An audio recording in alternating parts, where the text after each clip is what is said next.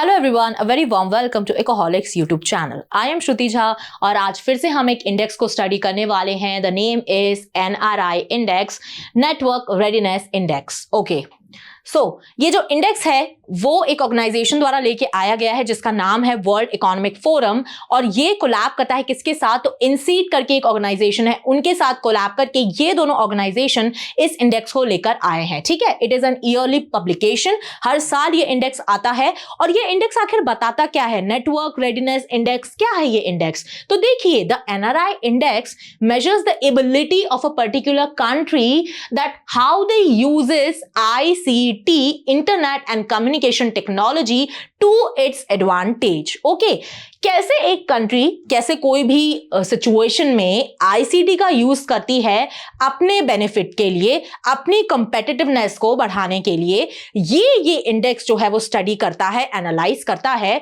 और उसी के अकॉर्डिंग ये जो है वो रैंकिंग्स प्रोवाइड करता है। So the NRI assesses how ICT impacts a country's competitiveness and the society development। सबसे पहले अगर हम बात करें कि ये किस ईयर में ये इंडेक्स आया था, तो it came in the year of 2002, और इसके जो फाउंडर्स थे वो थे जॉफ्री कर्कमैन, जेफरी सैक्स and Carlos Osorio at the Harvard university.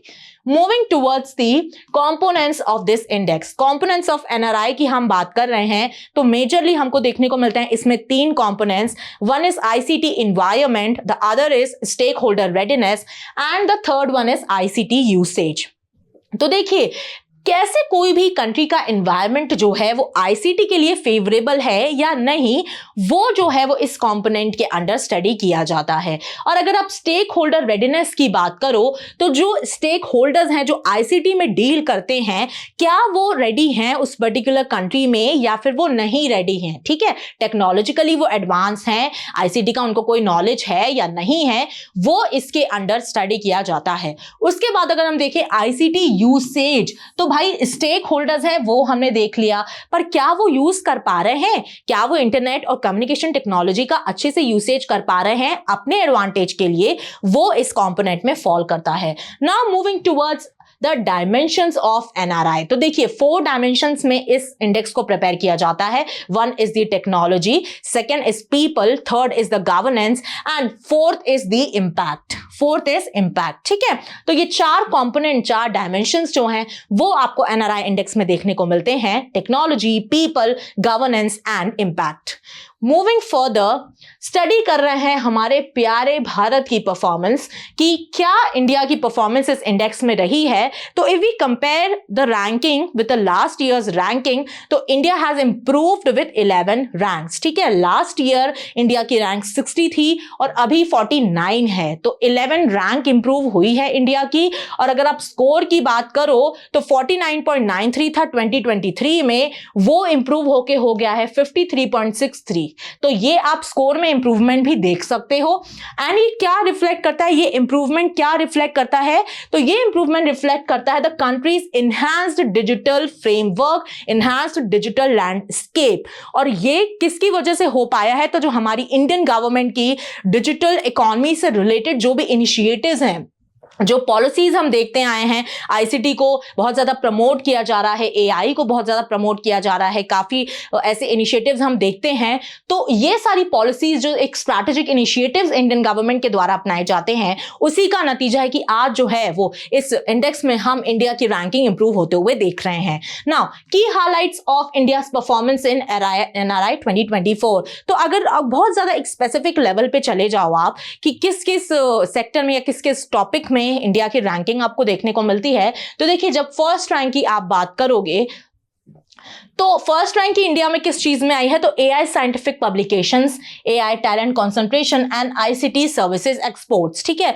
ये जो एक AI से रिलेटेड क्या साइंटिफिक एक्सप्लोरेशन रहा है, कितना एक्सपोर्ट्स हुआ है IT सेक्टर में, वो उस केस में इंडिया को जो है वो फर्स्ट रैंक मिली है। फिर जब आप सेकेंड रैंक की बात करते हो तो fibre to the home, FTTH के कॉन्टेक्स्ट में building internet subscriptions, mobile broadband internet traffic within the country, international internet bandwidth. ठीक है, ये जो इतने सारे टॉपिक्स हैं, उन टॉपिक्स में इंडिया को रैंक मिली है सेकंड। फिर जब हम थर्ड रैंक की बात करते हैं तो डोमेस्टिक मार्केट सेल, डोमेस्टिक में कितनी आपका जो इंटरनल मार्केट है आपकी कंट्री का, उसमें कितनी ज्यादा डिमांड है, उसमें कितना आईसीटी की डिमांड है, उसका यूसेज कितना मैटर करता है, उस केस में इंडिया की थर्ड रैंक है। फिर फोर्थ रैंक की आप बात करो तो एनुअल इन्वेस्टमेंट इन टेलीकम्युनिकेशन सर्विस। ठीक है, कितना इन्वेस्टमेंट आपकी गवर्नमेंट जो है, आपकी कंट्री की गवर्नमेंट है, वो कर रही है इन द टेलीकम्युनिकेशन सेक्टर, उस केस में इंडिया को फोर्थ रैंक मिली है।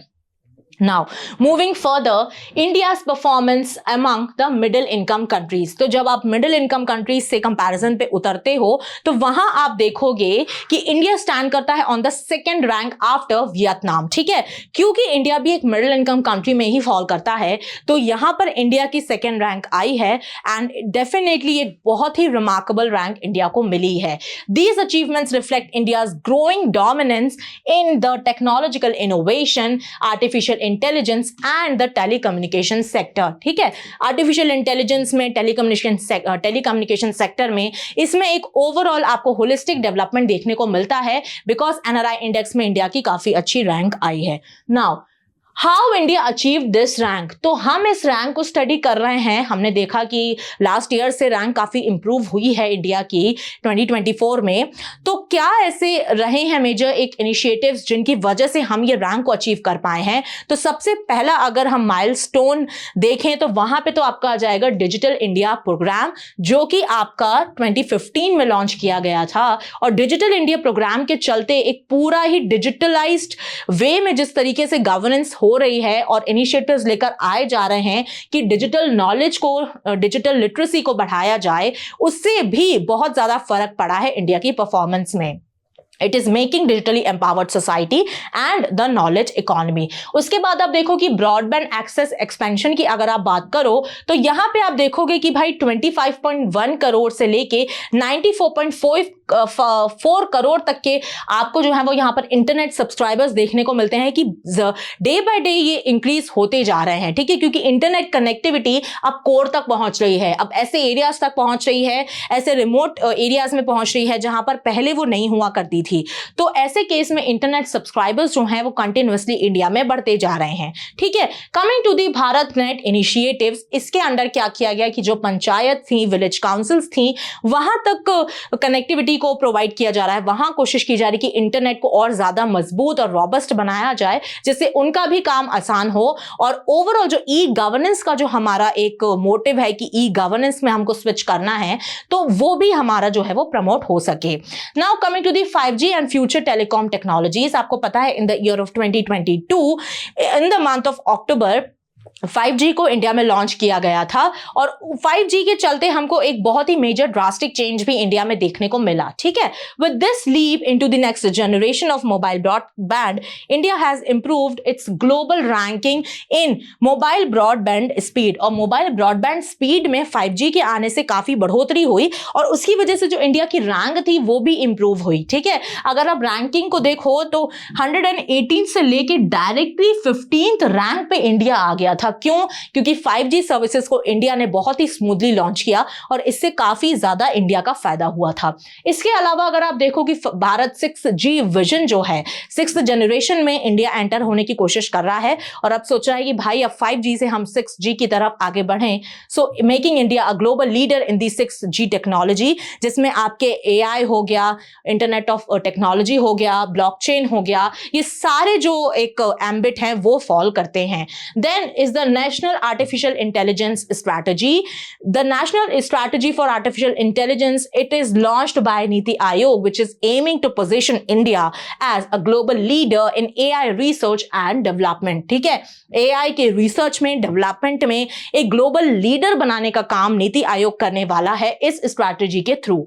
अब जो एक्सेंचर है उस कंपनी का भी ये कहना है कि भाई क्या होगा, तो it estimates AI to boost India's annual growth. अगर आप AI का बहुत ही अच्छे तरीके से और बहुत ही फाइन तरीके से यूज करते हो तो वहां पे आपको देखने को मिलेगा कि इंडिया की जो ग्रोथ रेट है वो 1.3% टाइम्स बढ़ जाएगी बाय द ईयर ऑफ 2035। तो 2035 तक हम 1.5 टाइम्स एनुअल ग्रोथ इंडिया की देख सकते हैं, क्योंकि अगर AI का बहुत ज्यादा बड़े लेवल पे इंडिया में यूज होने लगेगा। तो so this was it for this index. I hope आपको ये समझ में आया होगा और इंडिया की रैंकिंग है कैसी रही है इस इंडेक्स में और इस इंडेक्स का मोटिव क्या है, क्या ये इंडेक्स बताता है, वो भी आपको क्लियर हुआ होगा। Thank you so much for watching my session and don't forget to subscribe to our channel Ecoholics. Till then पढ़ते रहिए, खुश रहिए। जय हिंद, जय भारत।